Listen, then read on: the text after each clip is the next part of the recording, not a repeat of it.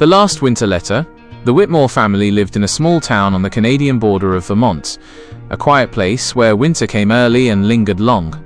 Their home was modest, wrapped in cedar and warmth, standing strong against the snowstorms of life, both literal and emotional.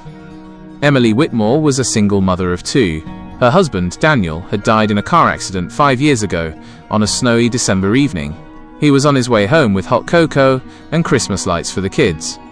That night changed everything. Since then, Emily had carried the weight of both parents on her shoulders, silently grieving while raising Lily, 14, and Max, 10. Every winter, Emily would take the kids to cut down a Christmas tree, a tradition Daniel had loved. But this year, things felt different. Lily had become quiet and distant, and Max, usually full of energy, stared too long at old photos. Emily felt like her family was slowly falling apart in the silence of unspoken grief. Then came the letter. It arrived on a Wednesday, tucked between bills. The envelope had no return address. Inside was a note, written in Daniel's handwriting. It read, "If you're reading this, I'm not around anymore. But I needed you to know something. Love doesn't end with death.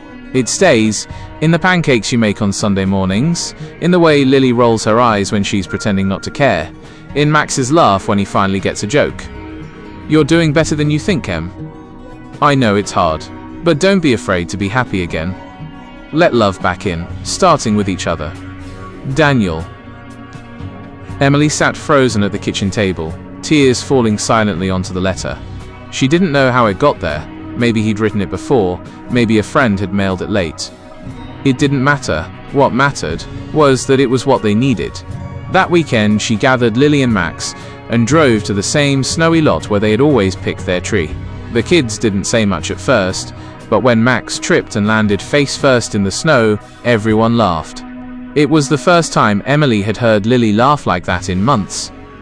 Back home, while decorating the tree, Emily shared the letter. Lily cried. Max asked if Daddy could still see them. Emily hugged them both and said, "I think he can. And he's proud." That Christmas, the house was filled with music, lights, and warmth again. Not because everything was perfect, but because love had found its way back in.